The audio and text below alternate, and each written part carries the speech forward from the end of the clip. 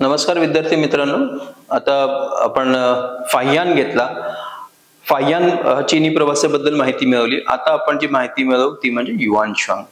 Yuan शांग बद्दल जसा Fahien चीन वरून भारतात आलेला आहे, तसाच युआन शांग सुद्धा चीन मधूनच भारतामध्ये आलेला आहे. Yuan Shangla prince of pilgrimage म्हणतात. म्हणजे जे जे जे धार्मिक स्थानांना भेटी देतात, पिलग्रिमेज, त्यांचा प्रिन्स म्हटलं जातं युआन शांगला. त्याने अनेक चीन पासून भारतापर्यंत येताना परत चीन मध्ये जाताना त्याने एवढ्या ठिकाणाला भेटी दिलेत, ते कधी कधी लक्षात ठेवणं त्याने एवढ्या भेटी कशा दिल्या असतील. ठीक आहे, तो पूर्ण चालत चीनवरून भारतामध्ये आलेला आहे.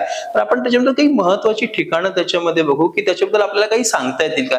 इथं सर्वात महत्वाचं मी आधी त्याची ठिकाणं दिली आहेत बघा. एक तर तो कसा आला आहे, ठीक आहे, चीन मधून तो झिंजियांग प्रांतातून तो कसा आलेला आहे, तो कसा दक्षिण भारतामध्ये गेलेला आहे, तामिळनाडूमध्ये कांचीपुरमला गेलाय, तो महाराष्ट्राबद्दल सांगतो. ठीक आहे, तो कांचीपुरम बद्दल, तो तामिळनाडूमध्ये गेलाय, तो सर्वात महत्त्वाचं महाराष्ट्रामध्ये गेलाय, पण तो परत चायनामध्ये देऊन गेलाय. त्याच्यामध्ये तो जवळजवळ उत्तर भारत अक्षरशः आसाम पर्यंत गेलाय.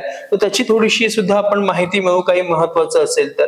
ठीक आहे, काही आपल्याला त्याच्यामध्ये असेल तर. ठीक आहे, हा सुद्धा गोबी वाळवंटातून प्रवास केलेला आहे. आता त्याने अनेक ठिकाणं म्हणजे हिंदूकुश असेल, गांधार, पेशावर, उदभांडपूर, काश्मीर, शाकल, मथुरा, अनेक ठिकाणी म्हणजे हे कपिलाबास्तू, सारनाथ, अनेक ठिकाणी त्याने प्रवास केलाय. पण त्याच्याबद्दल काही प्रदेश असे ज्याची माहिती घेणं खूप गरजेचं आहे. लक्षात घ्या, युआन शांग जेव्हा भारतामध्ये आला त्यावेळेस भारतामध्ये जे राज्य आहे, उत्तर भारतावरती जे राज्य आहे ते आहे हर्षवर्धनाचं. हर्षवर्धन हा शेवटचा हिंदू राजा समजला जातो, कारण त्याच्यानंतर आपल्याला मुस्लिम अटॅक सुरू होतो. आता प्राचीन भारतामध्ये 3 साम्राज्य खूप मोठी आहेत. एक तर मौर्य आहे, दुसरं गुप्त आहे, आणि तिसरं म्हणजे वर्धनांचं, म्हणजे हर्षवर्धन राजा असलेलं. हर्षवर्धन राजाची माहिती आपण एका सेपरेट लेक्चर मध्ये घेऊच, पण याच्या आता थोडक्यात जर हर्षवर्धन बघायचं झालं तर तो हर्षवर्धनाची माहिती तर हे वर्धन घराण्याचे आहे, पुष्यभूती वंशाचे आहे. ठीक आहे, ठाणेश्वर यांची राजधानी आहे. आणि काही कारणांमुळे हर्षवर्धनाबद्दल म्हटलं जातं, जर परिस्थिती योग्य असली असती तर हर्षवर्धन कधी राजा होऊ शकला नसता.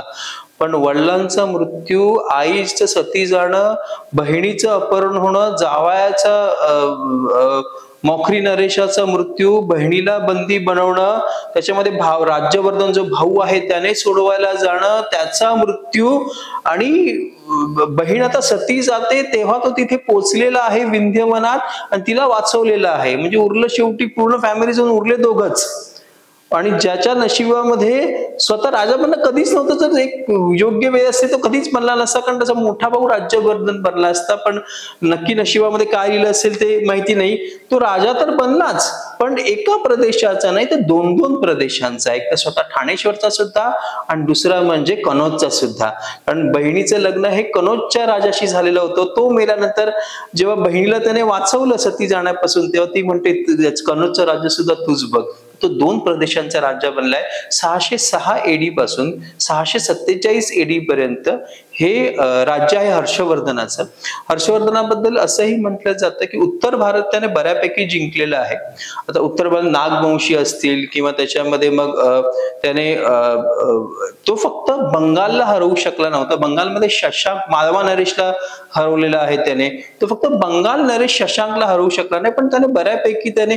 आणि मग त्याच्यामध्ये एक असं आहे की त्याचे काही मित्रत्वाचे संबंध आहेत, जसं आसाम, कामरूपचा राजा आहे, त्याच्याबद्दल सुद्धा आपण माहिती बघू. तर तो सुद्धा सांगतो. या हर्षवर्धनाने दक्षिण भारतावरती म्हणजे चालुक्य नरेशावरती, पुलकेशीन सेकंड वरती आक्रमण केलं आणि हा हर्षवर्धन हरलेला आहे. तर याचा सुद्धा उल्लेख करतो युआन शांग. तर त्याची सुद्धा माहिती आपण थोडक्यात जशी जमेल तशी घेऊ. तर युआन शांग, आता युआन शांग बद्दल, आता युआन शांग प्रदेशाबद्दल जर बघितलं तर युआन शांग हा ज्या भारतामध्ये आला, भारतामधून पुढे तो आसाम मध्ये गेला. आसाम बद्दल म्हटलं जातं की आसाम मध्ये त्यावेळेस भास्कर वर्मा राज्य करतोय. आणि भास्कर वर्मा आणि त्याच्या बाजूला जे राज्य आहे ते आहे बंगाल, आणि बंगालचा राजा आहे शशांक. शशांक आणि भास्कर वर्मा याचं फारसं पटत नाहीये. आणि हर्षवर्धनाचा शशांक किंवा बंगालचा नरेश हा नेहमी शत्रूच आहे, कारण बहिणीला अगवा करण्यामध्ये, जावयाला मारण्यामध्ये सर्वात त्याचाच मोठा हात आहे. आपण जेव्हा सेपरेट चॅप्टर मध्ये हे बघू. सो आसामचा भास्कर वर्मा आणि हर्षवर्धन हे दोघं खूप चांगले मित्र आहेत. आता घटना अशी त्याच्यामध्ये झालेली आहे की एकदा युआनशांग हा भास्कर वर्माकडे राहतो आहे आणि युआनशांग भारतामध्ये एवढा फिरल्यामुळे युआनशांगची कीर्ती प्रचंड पसरलेली आहे. तर हर्षवर्धनने युआनशांगची मागणी केली भास्कर वर्माकडे की काय कर, मला भास्कर वर्मा माझ्याकडे पाठव. एकदा, दोनदा, तीनदा, अनेक वेळेस खलिते पाठवून सुद्धा युआनशांगला भास्कर वर्मा युआनशांगला पाठवतच नव्हता. शेवटी जेव्हा त्यांनी निर्वाणीचा खलिता पाठवला की युआनशांगला माझ्याकडे पाठव, भास्कर वर्मा म्हणतो की हवं तर माझं शिर घे, डोकं घे, पण युआनशांग मागू नकोस. उलट टपाली हर्षवर्धनाने पत्र लिहिलं आहे त्याला की ठीक आहे, आता तू डोकंच पाठव, नाहीतर मी तिकडे ते घ्यायला येतो. अशा प्रकारे मग भास्कर वर्माने युआनशांगला पाठवलेलं आहे हर्षवर्धनाकडे आणि त्याची पुढे जाऊन भेट झालेली आहे.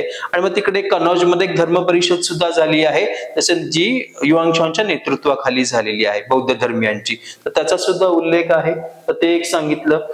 महाराष्ट्राबद्दल म्हणू तर जेव्हा दक्षिण भारतामध्ये कांचीपुरम येथे युआनशांग गेलेला आहे आणि कांचीपुरम तामिळनाडू मार्गे तो जेव्हा गुजरातला जाणार आहे तेव्हा तेलंगणा, आजच्या तेलंगणा मार्गे तो गेलाय आणि महाराष्ट्रामध्ये एंट्री केलेली आहे. तेलंगणा मार्गे जाताना तो म्हणतो की इकडे प्रचंड लुटारू राहतात, प्रचंड मोठं दंगल आहे, आणि नंतर तो महाराष्ट्रामध्ये प्रवेश केलाय. महाराष्ट्रामध्ये प्रवेश करताना इथल्या चालुक्य नरेश पुलकेची सेकंड याची माहिती देतो.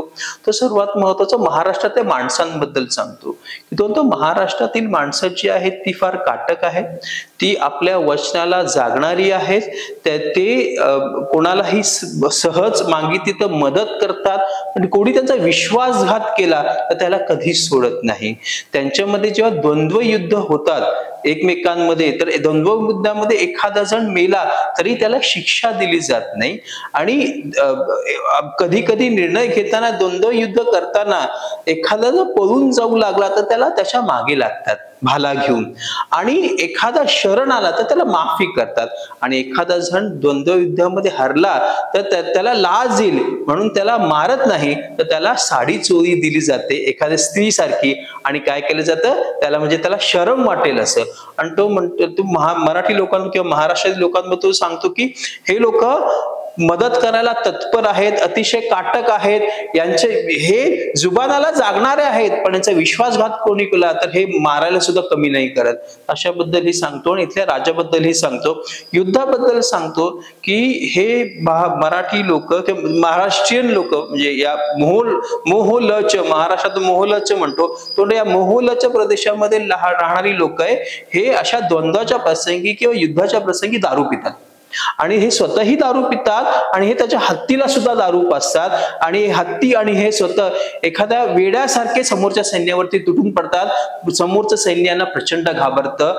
हर्षवर्धनाने सुद्धा, शिलादित्य म्हणतो हर्षवर्धनाला, शिलादित्यने सुद्धा अनेक प्रकार 60,000चं सैन्य जमवून या प्रदेशावरती आक्रमण केलं, पण हा शिलादित्य हा प्रदेश जिंकू शकला नाही. हे सुद्धा वर्णन महाराष्ट्राबद्दल केलेलं आहे युआनशांगने. ठीक आहे. अजून काही महत्वाचं असेल तर ते बघू. त्याला मगाशीच म्हटलं, त्याला प्रिन्स ऑफ पिलग्रिम म्हणतात. सर्वात महत्वाचं, युआनशांगने जे त्याची माहितीपर जो ग्रंथ लिहिला आहे त्याचं नाव आहे सियुकी. युआनशांगने जो ग्रंथ लिहिला आहे, त्याने जे भारतामध्ये बघितलं त्याच्यात जो ग्रंथ लिहिलेला आहे त्याला म्हटलं जातं सियुकी असं आहे. हर्षवर्धनाबद्दल आपण थोडीशी माहिती त्याच्यामध्ये घेतलीच आहे. ब्राह्मणांबद्दल तो सांगतो की ब्राह्मण सन्मानित आहेत, क्षत्रियांची प्रशंसा केलेली आहे. तो शिक्षेबद्दल म्हणतो की इथे जी शिक्षण दिली जातं ते संस्कृत मध्ये दिलं जातं, तसंच ब्राह्मी भाषा सुद्धा इथे शिकवली जाते, याचीही त्याने माहिती दिलेली आहे. ठीक आहे. कनौज मध्ये एक धर्म सभा झाली, त्याचंही त्याने मगाशीच म्हटलं की कनौज मध्ये जेव्हा बौद्ध धर्म सभा झाली तेव्हा त्याने त्याचं अध्यक्षपद स्वीकारलं, याची माहिती आपल्याला त्याच्यामध्ये मिळते. बळी प्रथेचं प्रचलन. आता लक्षात घ्या, याच्यामध्ये घटना आहे त्याच्यामध्ये अशी की युआनशांग भारतामध्ये एकदा फिरत असताना त्याला काही नरभक्षी जमातीने पकडलं आणि त्याचा बळी द्यायला चाललेले होते. जर तो बळी त्याला बांधलं झाडाला आणि त्याचा बळी द्यायला चालले होते, जर असं म्हटलं जातं की बळी दिला गेला असता तर युवांशंग आपल्याला कधी परत कळलाच नसता, पण बहुतेक वादळ आलं. कारण तो दिसायला सुद्धा असा होता की छोटा बुटका, आणि तो स्वतः म्हणतो की तो महाराष्ट्रीयन लोकांबद्दल सुद्धा म्हणतो, तेव्हा तो म्हणतो की मोहोचला प्रदेशातील लोक जे आहेत ते उंच आहेत, म्हणजे चीनी लोकांपेक्षा उंच आहे, ते वर्णाने काळे आहेत, चीनी लोकांपेक्षा उंच आहे. तो बुटका आहे, प्लस तो बौद्ध भिक्षू म्हणजे पूर्ण टक्कल केलेला वगैरे, तुम्ही नेहमी त्याचा फोटो बघाल तर बघा असा दिसतो आहे. त्यामुळे जेव्हा तो अशा एका आदिवासी प्रदेशातून जाऊ लागला तेव्हा तिथे त्याला नरभक्षी जमातीने पकडलं. त्यांना वाटलं हा तर देवानेच पाठवलेला आहे बळी देण्यासाठी, आणि त्याचा बळी देण्यासाठी तरी बांधलं त्याला झाडाला. पण वादळ आलं आणि तो कसाबसा सुटला. तर तो भारतातील बळी प्रथेचा सुद्धा उल्लेख करतो, हे सुद्धा आहे त्याच्यामध्ये. ठीक आहे. तर भवनांचा उल्लेख करतो की विटा टाईल्स वापरल्या जातात. कनोजचा उल्लेख करतो. लक्षात घ्या, जसं प्राचीन भारतामध्ये पाटलीपुत्राला महत्व होतं, आता मध्य भारतामध्ये किंवा आता हर्षवर्धनाच्या काळापासून कनोजला महत्व मिळू लागलं. तर कनोजला महत्व कसं लक्षात घ्या, एकतर पाटलीपुत्राचं महत्व कमी होण्याचं कारण होतं ते म्हणजे गंगा आणि शोण नद्यांनी बदललेला प्रवाह. गंगा आणि शोण नद्या ह्या पाटलीपुत्राला प्रोटेक्ट करत होत्या, त्यांनी प्रवाह बदलला म्हणजे जर प्रोटेक्शन जवळजवळ नष्ट झालं. तेच आता प्रोटेक्शन कोणाला मिळालेलं आहे, कारण कनौज आहे तो नद्यांच्या मार्गावरती असल्यामुळे त्याचं महत्व पण व्यापारी मार्गावरती बसलं होतं कनौज. तर त्याचं कनौजचं महत्व प्रचंड वाढलं. मगाशी सांगितलं की हर्षवर्धनाच्या बहिणीचं लग्न होतं ते मौखरी नरेशाशी झालेलं आहे, आणि पुढे त्याचा मृत्यू झालेला आहे, त्याला बंदी करून त्याचा मृत्यू घडवून आणलेला आहे. आणि पुढे जेव्हा बहिणीचा शोध लावला हर्षवर्धनाने, तो कारण जेव्हा असं म्हटलं जातं की जेव्हा बहीण सती चालली होती विंध्यवनांमध्ये, त्यावेळेस बहीण सती चाललेली आहे आणि हर्षवर्धनाने दिवाकर मित्रच्या मदतीने स्वतःच्या बहिणीला शोधलं आणि तिला म्हटलं आता आपण सगळं सोडू आणि आपण बौद्ध धर्म आपण एक्सेप्ट करू, असं बहिणीने सुद्धा त्याला विनवलं.